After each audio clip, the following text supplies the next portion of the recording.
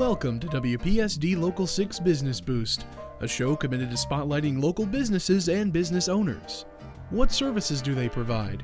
How are they adapting? How are they thriving? And how can they best serve you? Hosted by Elizabeth Neely and featuring local businesses, WPSD Local 6 Business Boost starts right now. Well, we are back here at Hughes Meat Market and Processing here in West Paducah. Alan, you've already got me laughing. Oh, yeah. And you've got cars pulling in and out of your parking lot already. Busy time of year. It's Yes, the holidays. ma'am. Holiday season. You guys are gearing up. You're telling me here you're expecting to sell 50,000 or more pounds of your Ozark Pride ham. Last year we was right at 50,000 pounds, and we're right on schedule this year. I've got probably 800 or more come through the building so far. Goodness. So we're right on schedule. Yeah, you're right on schedule, and it's the week before Thanksgiving, so people are already well ahead of planning their menus. But tell our viewers what people normally purchase and get from you, and what you guys are going to have in stock. This time of year, we the Ozark Pride is one of the biggest selling hams. It's the best ham on the market. I've been in this business for 50 years, and there's been a lot of good hams out, but Ozark Pride is top of the line. They're super trimmed hams. They're already pre-trimmed, hickory smoked, and basically that's what everybody in this area uses. And we got a great price on them. They're $3.09 a pound. They average 18 to 20 pounds, and 350 degrees for 15 minutes per pound, and you're ready to eat. So I was going to say, there's not a whole lot you have to do to it, unless you just are going to put some sort of a special basting or sauce on it. Yeah, a lot of people double smoke them. They put them in their smokers. It gives a little sweeter taste, and it's fantastic. I mean, it's just a great product. But we also, this year we've sold a lot of picnic hams, which we cure here ourselves. Okay. And we hickory smoke them, we brine them ourselves, and they're $2.89 a pound. And then we also have a little unique item. It's kind of an old school item. It's boneless Canadian butt, which is a pork butt, and you cure it just like you do a ham, and then we fully cook it same way. And it's also $2.89. I think it's a little better value because it's boneless also. Okay. Yeah, for picnic hams. Makes it easy to just slice. Yeah, it makes it easy to slice for the picnic hams. Got the skin on it. This don't have any skin on it or anything like that. But also, beef tenderloin, ribeyes is a big thing this time of year. We got the Australian ribeyes. They're average about 17 to 20 pounds. They got 60 to 150 day age on them, and they're $15.99 a pound. And I have to interject and say, I've heard several people talk about how delicious. Oh, they are amazing. It's the best product I've ever used for as beef items. And then we also are going to have a standing rib roast, which is basically a ribeye loin with a bone in it. And we can take the bone off of it, tie it back on for you, but we cut them to size, and they're $16.99 a pound. And that makes a pretty presentation on a plate at a holiday dinner. It's pretty impressive. Yeah, pretty impressive. And then we also have the beef tenderloin with the whole beef tenderloins. Then we also have the Chateaubriand, which is the best part, which is the big end of the beef tenderloin, half beef tenderloin. They're both $22.99 a pound. We trim them out for you. We'll give you the trim after if you want to swap it for ground beef. We'll pretty well do it any way you want it. All you have to do is ask. And that's the great thing about coming to a place like Hughes Market as opposed to going to a grocery where everything's already packaged, is that people can come in and ask for how they want it, exactly the way they want it, and you guys are going to cut it for them. People come in, we even give you suggestions on how to cook it, or a lot of people want to know serving size. Well, how much is it going to take to feed, And basically on a ribeye loin, it's like 12 ounces per person and a pound on a 16 ounce. Okay. So you get the old-fashioned service here, which is that's what we do. It's hard to come by in a box store, a big box store. It's a lot of people come in and just want to know. Right. I mean, I don't know how much to cook. Well, we got a standard for that, and we can tell everybody just how much they need, or if they want it left over, and how it works out. Well, before we wrap up, tell everybody really quickly about the mini bundle that you've got. We got the mini bundle this week, and it's 4 7 to 8 ounce chuck eye steaks, 1 pound 81% lean ground beef, 2 pounds of center cut pork chops, 2 pounds country style ribs, and 2 pounds of boneless, skinless chicken breast. It's a great deal for $47. A good way to get lots of different types of Yes, pieces of ma'am. meat Yeah. for a good deal. Well, Yep. we're running out of time, Yep. Julie tells me, but we will wrap it up. Thank you, as Thank always. you. We'll be back next month and learn more And I come want, give Donna's not with us today, but I want That's everybody's hearts and prayers out there. Her husband had an automobile accident, and we're all thinking about you. And you're also collecting Collecting- some yes, money to ma'am. help Yes, with ma'am. that. Help her out. Yeah. Well, thank you as always. Thank We'll see you you. again next week, and be sure and call the friendly people at Hughes Market. Well, thank you. Thank you.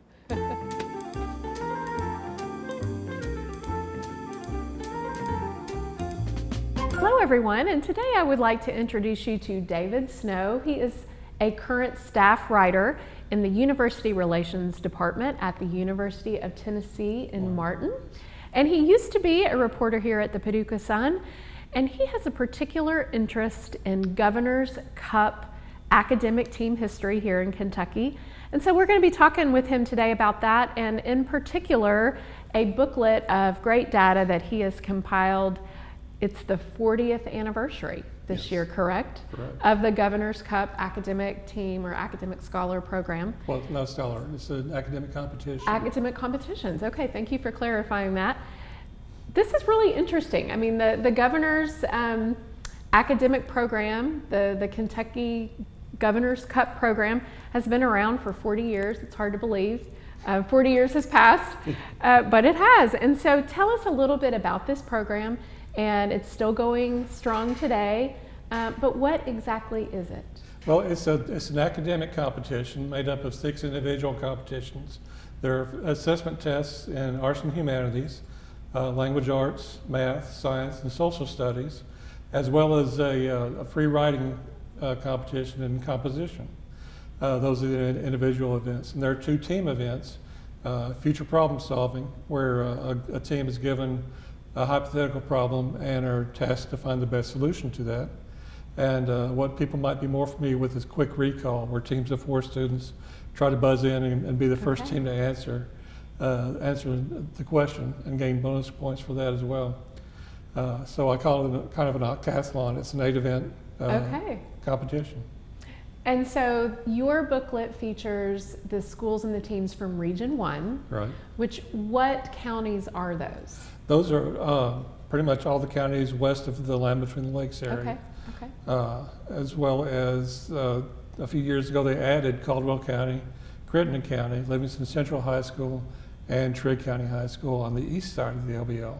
Okay, so anyone who grew up in this region in West Kentucky starting in 1986 through 2025, if you or a sibling or a loved one was on your school's academic team, or you were in the Kentucky Governor's Cup program, and you finished in the top 5.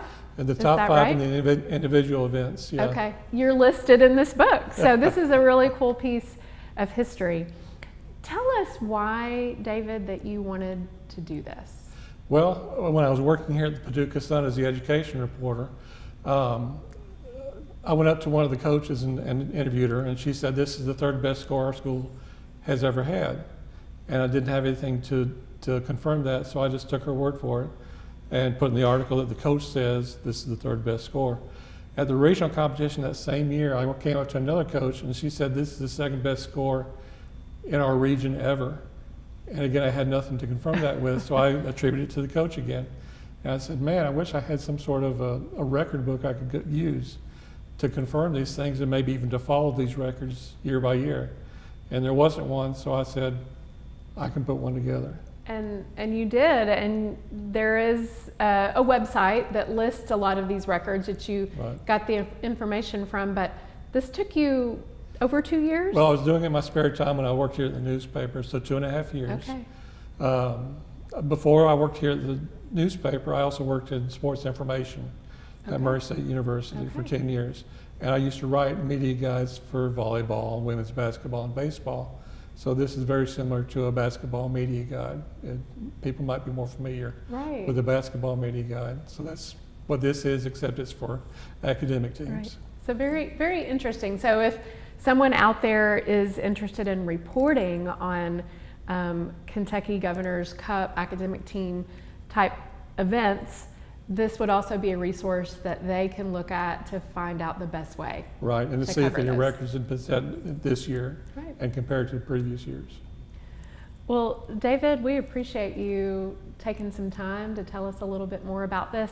There's an email at the bottom of your screen, but would you like to tell our viewers if they want to know more about this booklet, who they can reach out to? Right. Yes.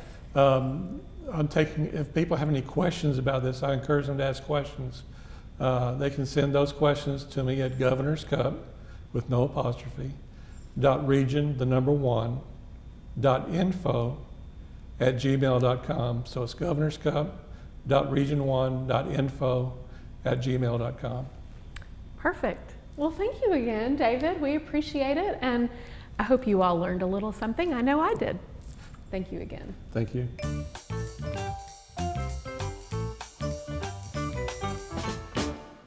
I'm Robin Castleman. I'm here today with Brandy Mitchell, and she's the market executive with Regions Bank. And Brandy, it's time to kick off the Spirit of Giving toy drive. Yes, we're so excited to get this started. We have already seen an influx of toys in just the 2 days that this has taken place. We are so excited to partner with WPSD and our whole communities to make sure that each child has a joyful Christmas. I love that. It's just such a special thing that you all do. Tell me a little bit about, now we always think in terms of toys like being for kids, like maybe 10 and under or something like that. But those middle schoolers and high schoolers, they need to wake up on Christmas and have some gifts as well. Yes, and in the last few years we've done a better job. Our viewers and customers have done a better job of making sure that they're included when we think about the toys. So if we could just remember that even teenagers need that special joy Christmas morning, and when we're thinking about picking gifts, that would be great. So when we're at the store and we're grabbing an extra gift, we can drop that off to any Regions Bank? Yes, any Regions Bank in the viewing area for WPSD customers, and if you happen to be in a non-viewing area, all Regions Banks will accept unopened, unused gifts. Gotcha. Okay, and then what happens to those gifts? Where do they go? Well, we partner with several community organizations in the area. One in particular is the Paducah Public School Family Resource Center. They not only make sure that kids are taken care of during Christmas time, but all throughout the year. Gotcha. Okay. So all we need to do is, as we're shopping, pick up those extra things. We don't even have to wrap them. We just drop them off at any Regions Bank, and you guys take care of the rest, right? Yep, that's right. And this year our goal is 8,500 toys, and I think we can get there. I think we can too. We got real close last year, right? Yes, we did. So we upped the ante just a little bit. Yes, we did. So you guys get out while you're shopping. It's that time of year. We're gonna kick in and just add those extra items for those kiddos so that they can wake up on Christmas morning and experience that joy as well. Brandy, thank you for being with me. Yes, thank you for having me. We are very excited.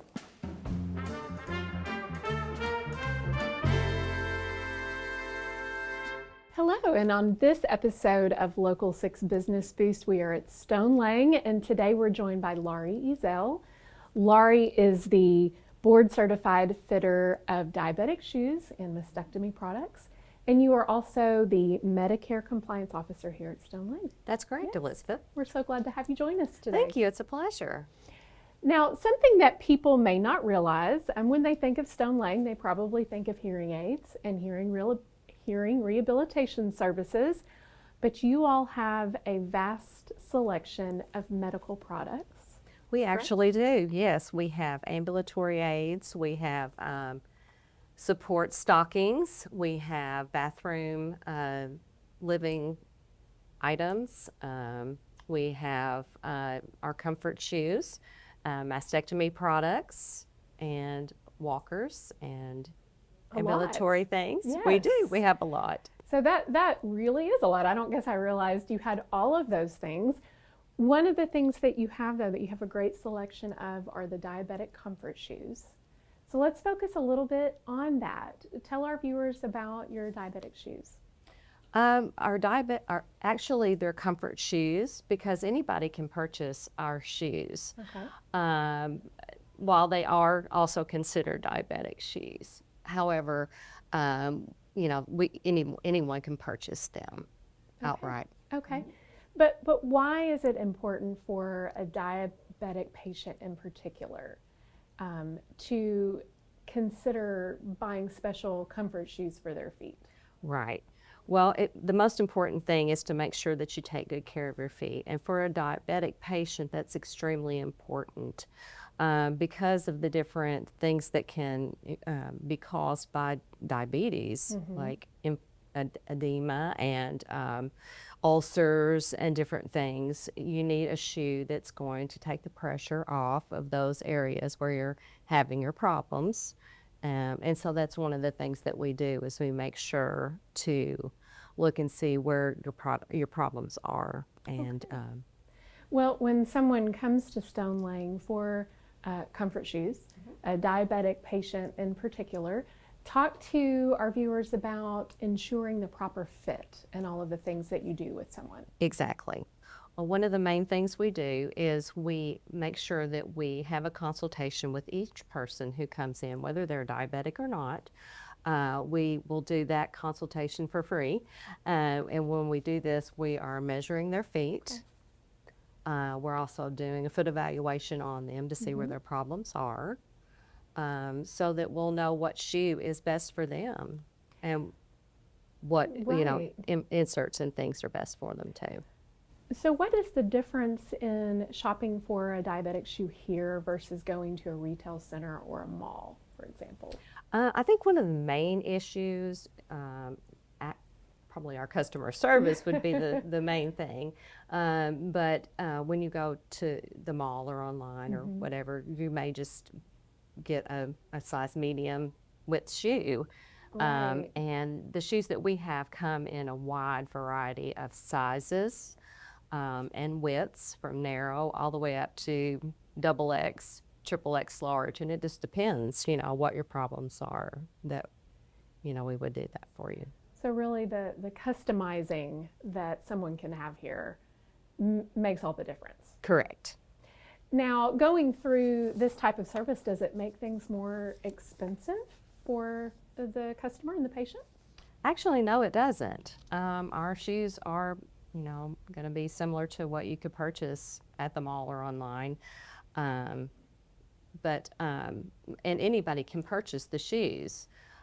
If you are diabetic, though, and you qualify and you have Medicare and a supplemental insurance, the cost could be covered for you or with little expense to you. Very good to know. So if someone is interested in learning more about the comfort shoes, they just need to reach out, give you all a call and come in? Absolutely. Can they walk in? They can walk in. Okay. They can call, schedule an appointment. Okay. Well, thank you so much for joining us, telling us a little bit more about all of the medical supplies you have, including your comfort shoes. And if you or a loved one would like to know more about what we talked with Laurie about today, you can give Stone Lang a call, and they have a location in Paducah, Murray, and Fulton.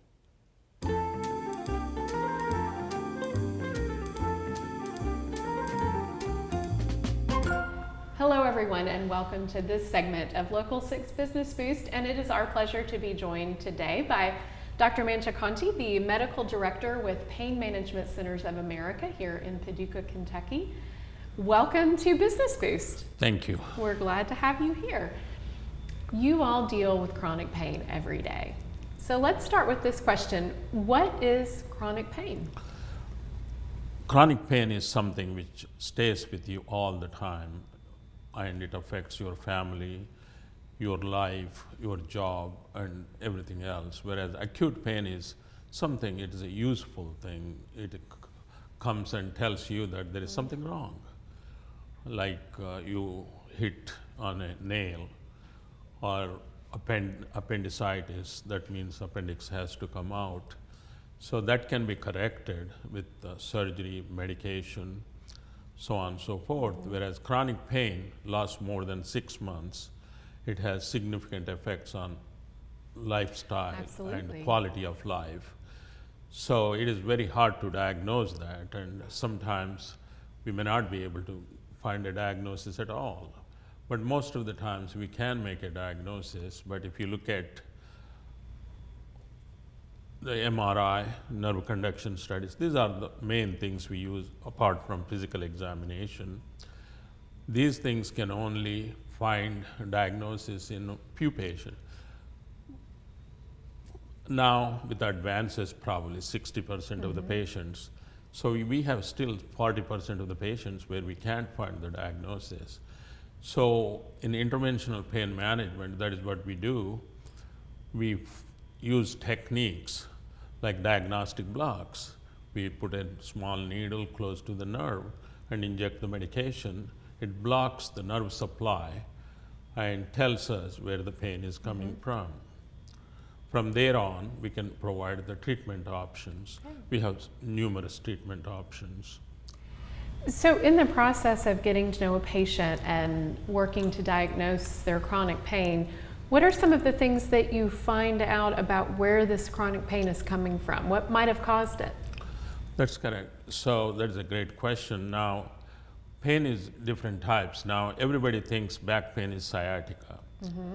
So some people say Sometimes, psychotic nerve and so on and so forth. That's not true. Chronic pain in the low back comes from 3 different structures. One is the disc.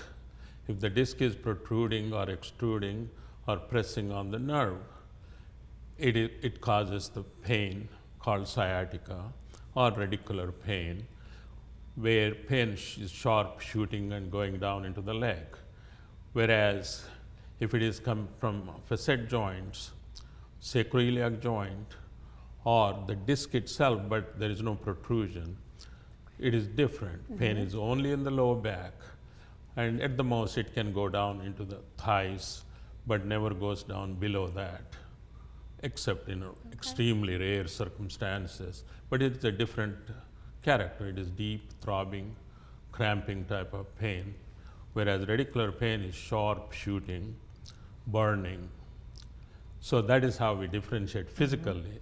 So when we do the diagnostic blocks, it will tell us if the pain is coming from the facet joints or disc herniation or sacroiliac joint by the diagnostic blocks. So we offer the treatments based on that. Based on the diagnosis. And sometimes just knowing the why for the pain, I'm sure for people, answers some questions, and then you're able to better treat. And we're getting a little short on time, but we still have some time. So I want to make sure that we ask for people that are dealing with chronic pain and they want to reach out and see you or visit one of your doctors at Pain Management Center.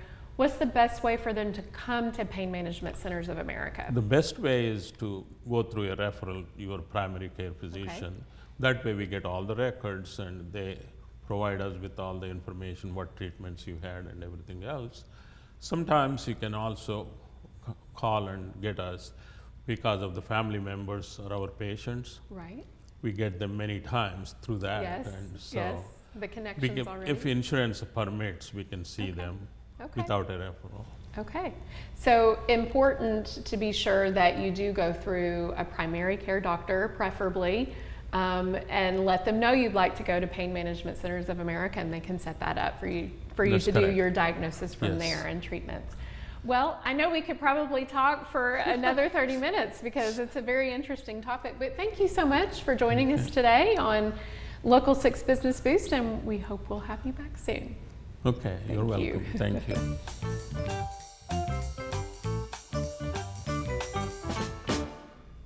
On this segment of Local 6 Business Boost, we're here with Audrey Harper from Resistant Roofing. And Audrey, you guys have a lot of cool products down there that you're really proud of. One of the ones is Certainty. And tell us a little bit about that type of shingle. So Certainty is one of the top roofing manufacturers in the United States and actually all across other countries also. They have been in business since 1904, so for over 100 years, and we have had wonderful outcomes with their materials and their support from the manufacturer. Well, okay, Audrey, let's talk about roofing in general. So if we just look at our roof, how do we know that we need to see about getting a new one? So when you go outside and you look up at your home and you see that your roof is shining back at you, that is called fiberglass. Whenever your shingles lose the granules on your roof, you will notice that the fiberglass will shine back at you. That is a sign that it is aged. Another thing would be missing shingles. That is caused by storm damage like wind. If you see dark circles on your roof, that is normally caused by hail marks, and we do have hail in this area now. Other than that, I'd say that our most common would be wind damage.